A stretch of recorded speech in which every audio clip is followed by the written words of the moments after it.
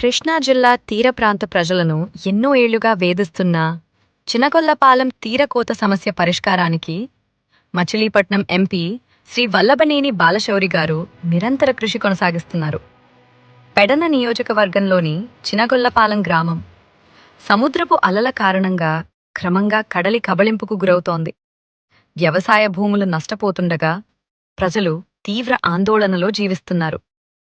ఈ సమస్యను కేంద్ర ప్రభుత్వ దృష్టికి తీసుకెళ్లిన ఎంపీ బాలశౌరి గారి విజ్ఞప్తిపై కేంద్ర భూ విజ్ఞాన మంత్రిత్వ శాఖ ఆధ్వర్యంలోని national centre for coastal research NCCR శాస్త్రవేత్తల బృందం ఈ ఏడాది జనవరిలో చినగొల్లపాలెంలో పర్యటించింది. ఎంపీ బాలశౌరి గారు స్వయంగా శాస్త్రవేత్తలతో కలిసి తీర ప్రాంతాలను పరిశీలించి స్థానిక ప్రజలు ఎదుర్కొంటున్న ఇబ్బందులను వివరించారు. అనంతరం శాస్త్రవేత్తల బృందం సమగ్ర పరీక్షలు నిర్వహించి నివేదికను సిద్ధం చేసింది. ఈ సమస్య పురోగతిపై ఎంపీ బాలశౌరి గారు ఢిల్లీలో భూ విజ్ఞాన మంత్రిత్వ శాఖ కార్యదర్శి శ్రీ రవిచంద్రన్ గారిని కలిసి చర్చించారు. చినగొల్లపాలెం వద్ద సముద్రపు అలల వల్ల క్షీణిస్తున్న భూములను రక్షించేందుకు తక్షణ చర్యలు తీసుకోవాలని కోరారు.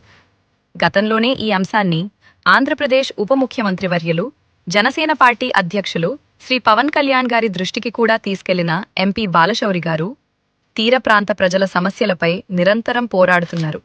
అలాగే మచిలీపట్నం పార్లమెంట్ పరిధిలోని అవనిగడ్డ, పెడన, మచిలీపట్నం నియోజకవర్గాల్లో శిథిలావస్థకు చేరుకున్న అవుట్ఫాల్స్ లూయిస్ల పునర్నిర్మాణ అంశాన్ని కూడా కేంద్ర అధికారుల దృష్టికి తీసుకెళ్లారు.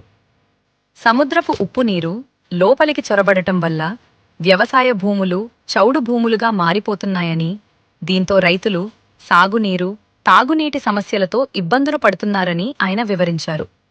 ప్రజల రక్షణ, వ్యవసాయ భూముల పరిరక్షణ, నీటిపారుదల వ్యవస్థ మెరుగుదల కోసం కొత్త అవుట్ఫాల్స్ లూయిస్ల నిర్మాణం, పాతవాటి పునర్నిర్మాణం అత్యవసరమని ఎంపీ బాలశౌరి గారు కేంద్ర అధికారులను కోరారు. తీర ప్రాంత ప్రజల భవిష్యత్తు కోసం, రైతుల భూముల రక్షణ కోసం సమస్యల పరిష్కారమే లక్ష్యంగా ఎంపీ బాలశౌరి గారి కృషి కొనసాగుతోంది.